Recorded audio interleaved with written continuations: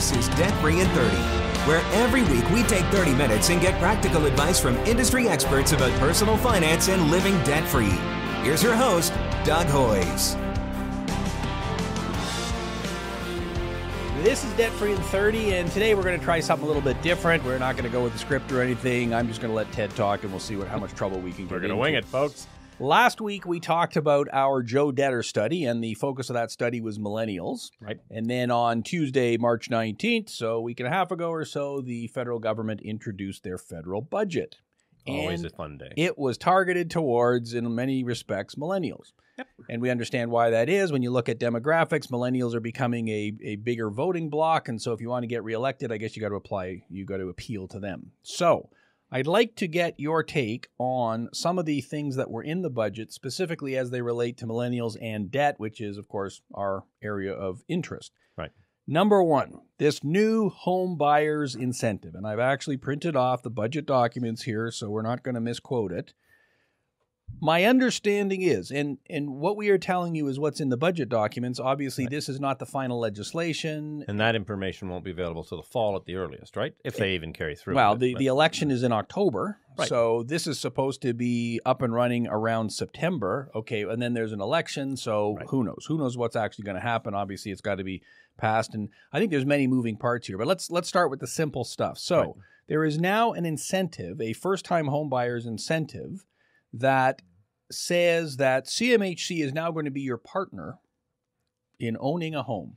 Now, CMHC, folks, is the Canadian Mortgage Housing Corporation. It's the insurance policy that banks get when you have less than 20% to buy a home. That's a whole show right That there. it is. So it's not your insurance; it's the bank's bank's insurance. So it's not for your benefit; it's for the bank's insurance. So I don't like these guys in the first No, we're not. place, We're not okay? big fans of them. So the way the deal works is the maximum household income under this plan that qualifies is $120,000 a year, and the incentive cannot be 4 times the participant's annual household income. So that means the maximum incentive amount is $480,000. If you have a 5% mortgage, then working the math backwards, the new house price can be a maximum of $505,000. Your math is good. And Ted did the math for me before the show, so that's how I know it's actually correct. So you buy a house for $505,000. You have a 5% down payment, which is the minimum when you're buying a new house for CMHC insurance. You put down $25,000. So now you've got a $480,000 mortgage. The government has said, hey, we will kick in another 5 or 10%. 5% if it's a Existing existing inventory. home, Yep. 10% if it's a new home, and they're not actually giving you the money, though. Correct. They are sharing in the home or something like that. So Well, they have to be giving somebody the money or the seller won't sell. Yeah, so they're putting the money in, but so when you sell the house, They're taking a 5% equity interest in your house. What I'm kind of curious of, just to get us started, is you pay a premium on CMHC on whatever the mortgage amount is. Do you pay it on the full $480 now, or do you get the 5% discount because some of it's their money? And these are interesting details that we don't yet know. I'm also interested in, so how do legal fees work then? So Right. obviously there is a mortgage that you're registering, so there's legal fees on that. I guess Right. There's now a second mortgage. Somebody from or- CMHC's got a sign, don't they? So, I mean, how are you going to end up paying as much in legal fees as what your incentive is on this thing? So I don't know. The law will deal with that. We're just being nitpicky. It seems kind of bizarre to me. So What's the biggest concern? my biggest concern is debt. Right. So the problem is we can't afford to buy houses, so we're going to let you get more debt. Well, and I think the net effect of this is the house is just going to cost 5% more. So, in fact, it's the same level of debt, but you don't actually own the whole thing anymore. You've now split it up. So Right. we kind of shake our heads. So, yeah, my take on this, and you and I have been interviewed in the media a lot over the last week or so on this exact topic. Right. You can't solve debt problems with more debt. It doesn't make a whole lot of sense, does it? And that's exactly what we're doing. So now you talk about it'll raise home prices. Yeah, that kind of makes sense, doesn't it? Well, sure. If somebody's going to guarantee a certain portion of the purchase price, then as a seller, wouldn't I just raise the purchase price? You would think. Duh. And so I guess that puts people who are not first-time home buyers at a bit of a disadvantage. Well, and the first-time buyers, I mean, it drives me crazy. So they're going to give 10% of a brand new home. So the developers, as we all know, are hard up for money. Yes, very hard up. Are going to be able to raise their prices 10%, and the people will qualify for the exact same house. They're just Now some of the equity belongs to the government. CMHC. Kind of doesn't make sense. Now, so the maximum house price, if your household income is $120,000, which is the absolute max, is $505,000. In Toronto, like quite literally, that will get you a 325 square foot condo. Right. That's good for a family. So, yeah. So again, I guess the numbers perhaps make sense in areas outside of Toronto and Vancouver. Well, and let's get some more specifics for millennials too. So the average Canadian household income, I think in 2018 was $90,000. So they're saying the limit is 120. So it's slightly better than average. That makes sense. What was the average millennial income in our study? Well, $2,400, $2,431. And now these are, of course, millennials who ended up in financial trouble and had to file a bankruptcy or consumer proposal. So at $2,400, how much mortgage are they going to qualify for? Well, virtually none. Like certainly not enough to purchase a house. Right. So this may end up being just a whole bunch of nothing because it's an incentive that only applies in certain cases and it applies to houses that don't exist in Toronto and Vancouver. And if you do buy a house outside of Toronto or Vancouver, then presumably your incomes are that much lower. So the math kind of all flows through again. So I don't know. I don't really see the point. It seems like a whole we think bunch this of is going to be much to do about nothing. That's the way it appears. Right. So now you made the comment that this may encourage higher house prices. Right. Isn't that exactly what happened with student loans? Sure. When the government started providing more money to students so they could attend school, the price of tuition and actually attending school went up. Wow, amazing, eh? So you're talking about supply and demand is you what remember Father Guido Sarducci? Yes, I do. Supply and a demand. That's right. And so if you raise, the cost goes up, the supply is going to go up. That's right. The price goes up. There's a curve, and if you're going to suddenly guarantee a certain portion of the price, the curve is just going to shift. And so the price is going to go. It may not go up the full 10%. Maybe it's only 8%. I'm not an economist, but it's going to go up. But you play one on the radio. Yeah. I actually do have a degree in economics, and I can't answer the question either. So let's think this through now. Let's pretend you're a millennial. Okay. You're not, but let's pretend you are. Well, actually, no. Let's pretend you're a first-time home buyer because this isn't a millennial thing. It's a first-time home buyer thing. Okay.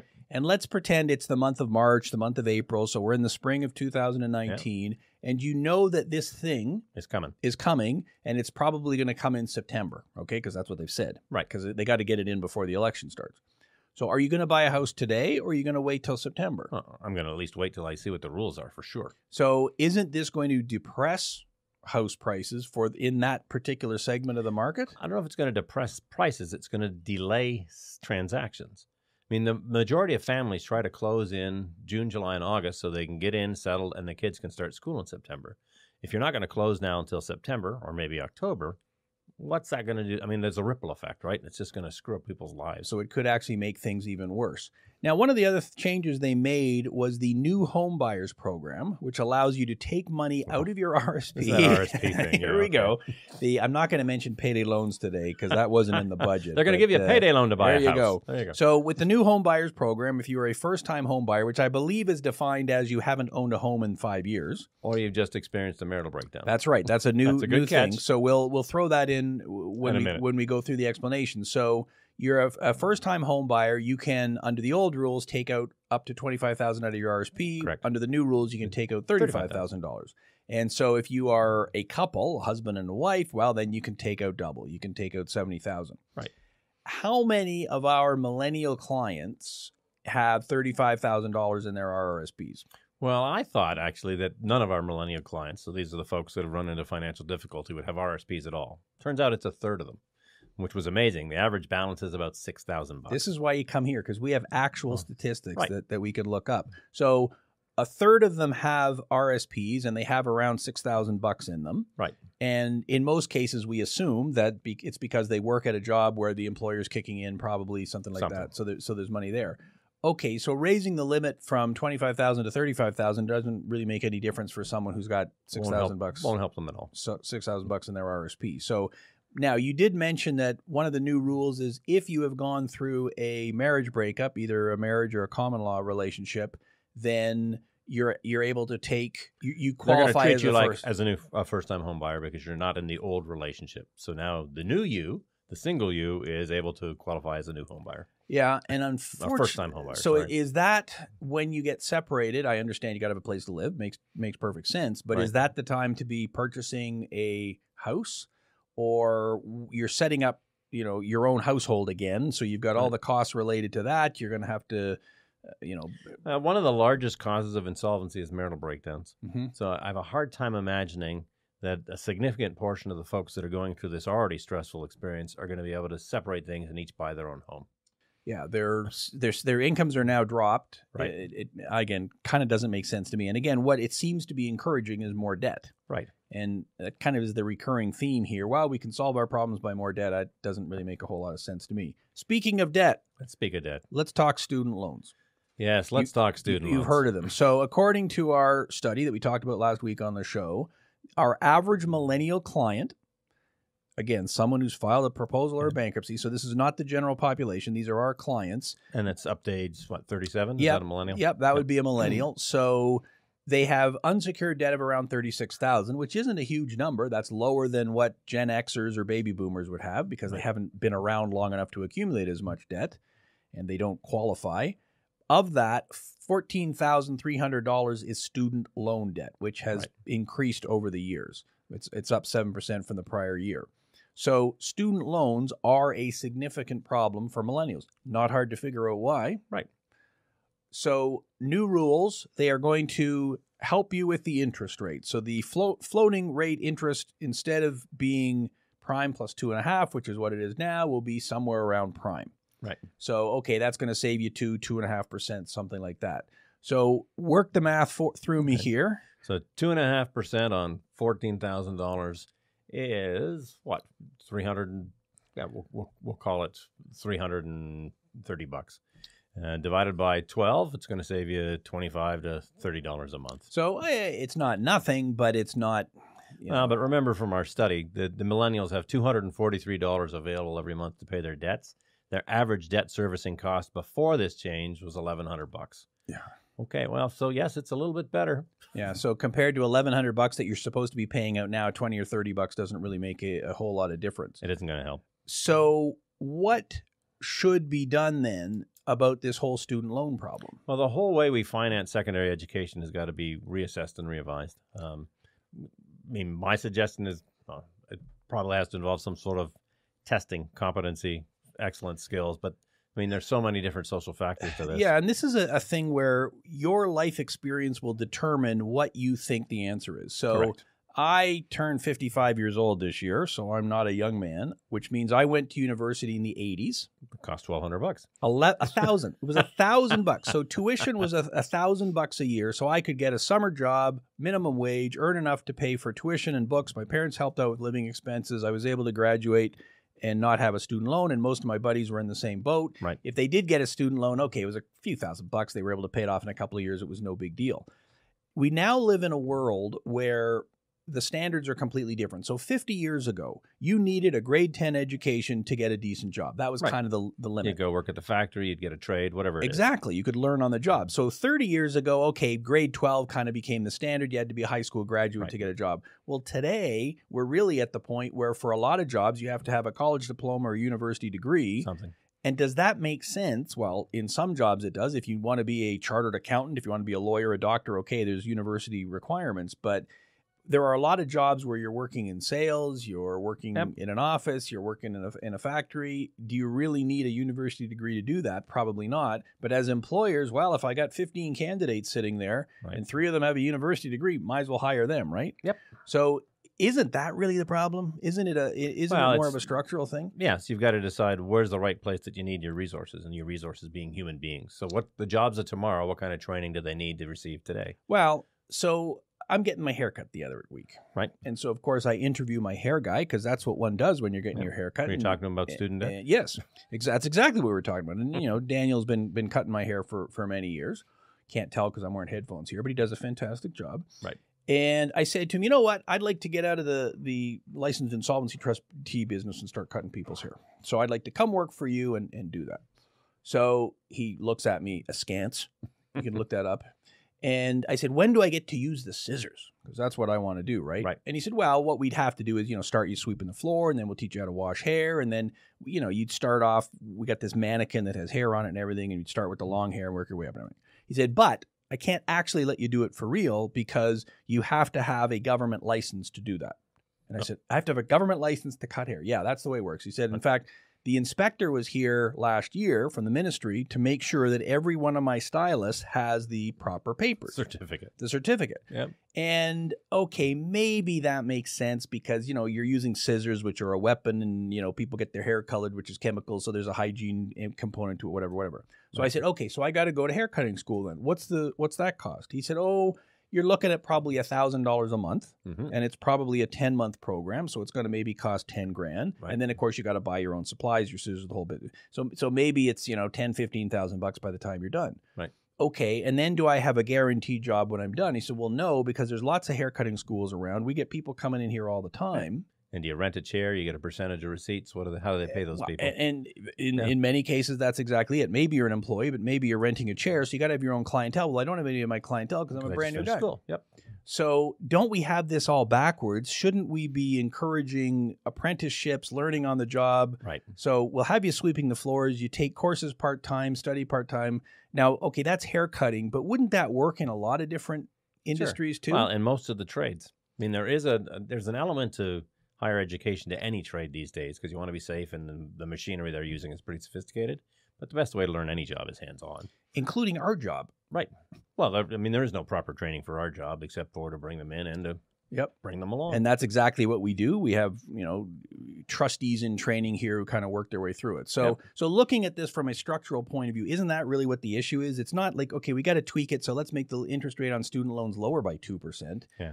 Isn't it a much bigger issue that we But we can do a whole show on that too. We'll do a whole show on that. Come back to the budget. Okay, so back to the budget. RDSPs. All for them. It's a good idea. What are they? Registered Disability Savings Plans. And give us the basic concept. So the idea is that you're setting money aside for a disabled person, probably a family member, so that they've got a source of income in the future. They're not reliant on, say, social services. Gotcha. So under the proposal in the budget, under the existing laws, what happens? If you go bankrupt, I'm taking the money. They're unprotected. They are unprotected in a bankruptcy. Just like if you have an investment in stocks or bonds or something like that, you lose it when you go bankrupt.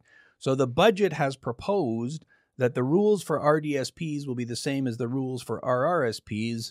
How does that work? Right. So with RRSPs, unless you're beneficiary of a specific class, and we can talk about that if you want, the only thing that's at risk is your contributions from the last 12 months. So whatever's in your RRSP, you get to keep, except for what you put in the last 12 months. Right. And why does that rule exist?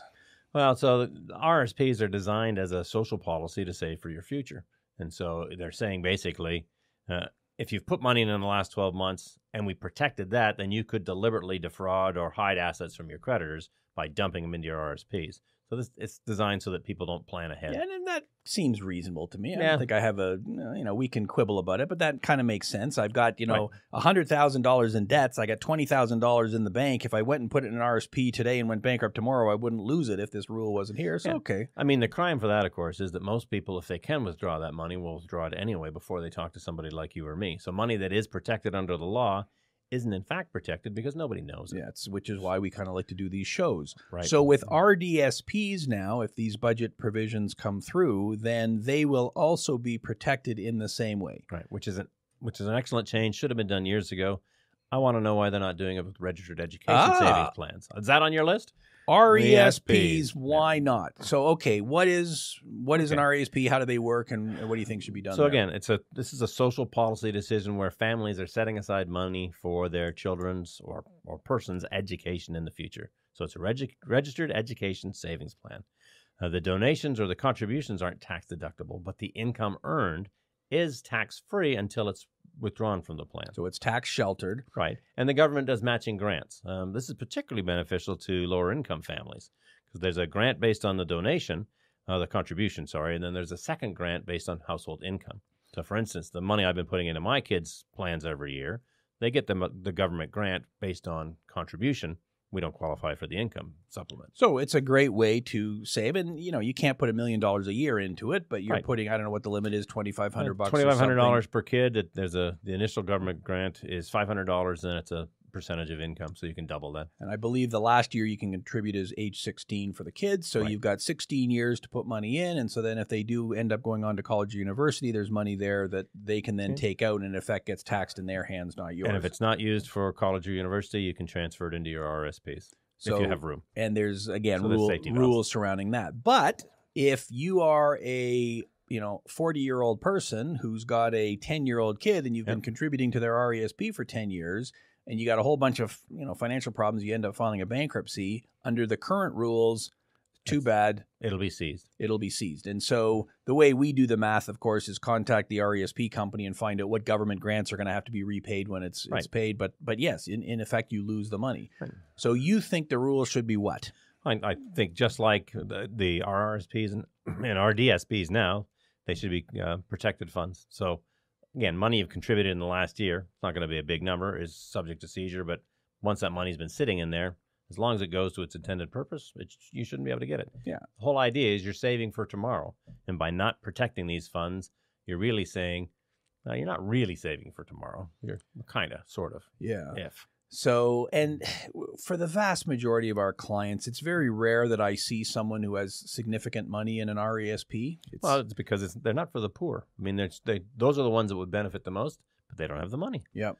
Yeah, and our clients aren't poor; they're working class. But yes, you're absolutely right. You have to have money to put into it, just like you have to have money to put into an RRSP or an RDSP or anything like that. So, okay, you've already suggested one change that unfortunately the Prime Minister did not implement on this one. He never calls me. No, I don't know why that would possibly be. So, you've mentioned this on previous shows. What changes would you make to the student loan rules? Well, so the current law sits that as far as including a student loan or student debt in an insolvency, you've got to have been out of school for 7 years.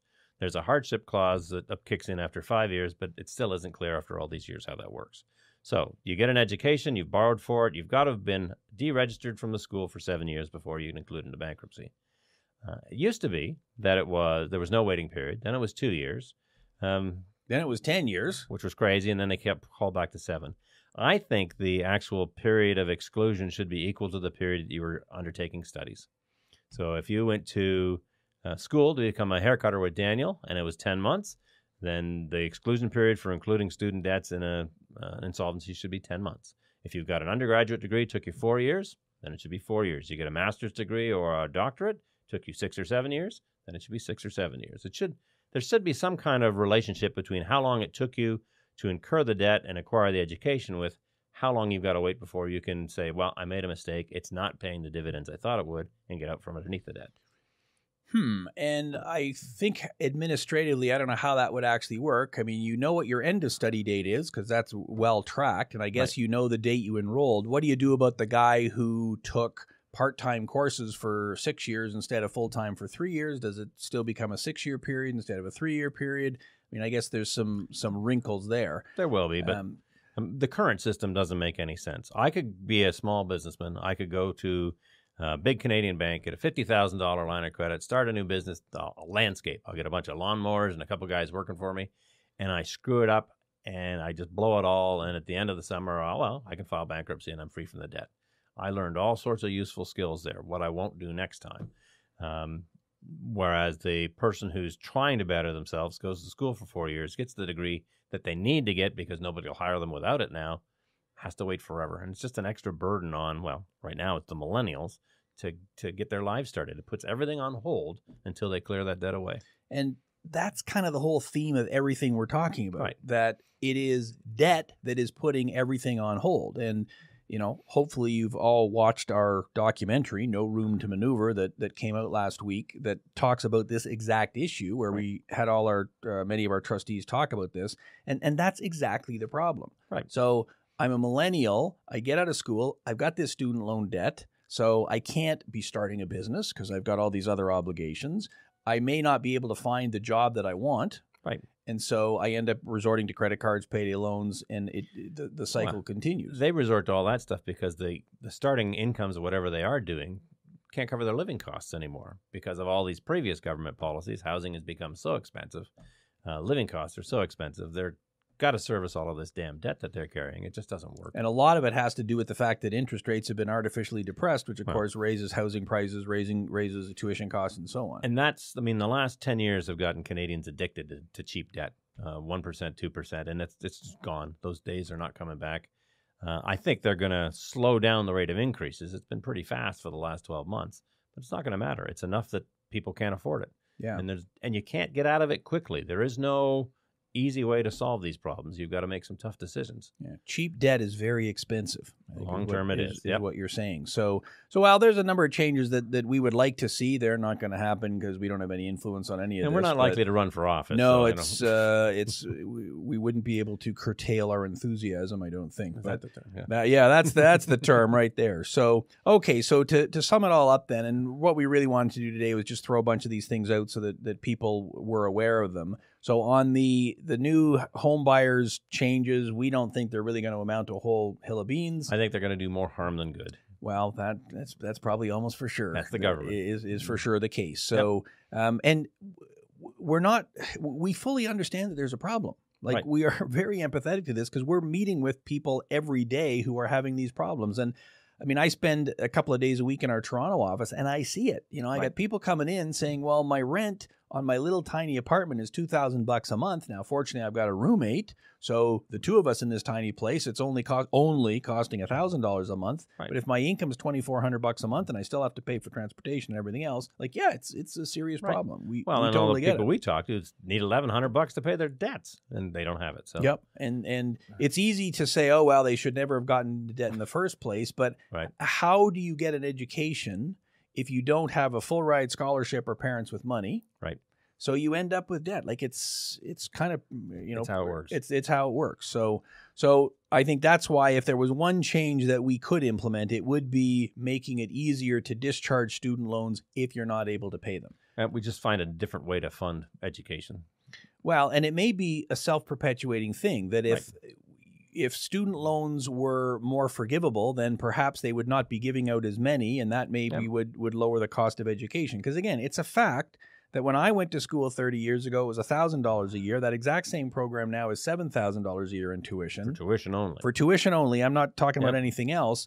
And yet when you look at the inflation rate between that period, it should be $2,000. So inflation has doubled, and yet the cost of tuition has gone up 7 times. So why is that? Well, it's because an education is a privilege and you can afford it. If you can go to a university, then somebody can afford to pay the bill. But why have the costs gone up 7 times? Like there's something we're missing here. I don't know if it's the cost of administration or whatever it is. I think it comes back down again to the interest rate side of things, that if interest rates are a lot lower than they were, and I know, I mean, 1989, I bought a house and the interest rate was 13.25% on a first mortgage.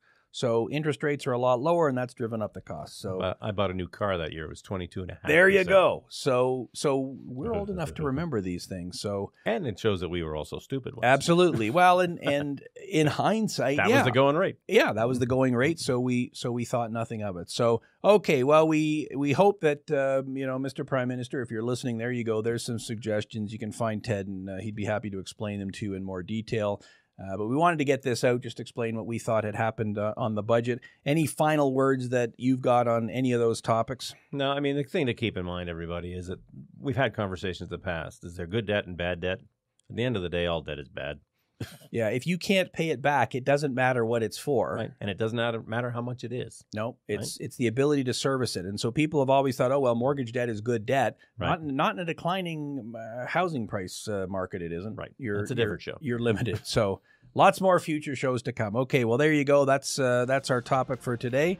Ted, thanks very much. There you go. That's our thoughts on the budget. Thanks for listening. We'll be back with another show next week.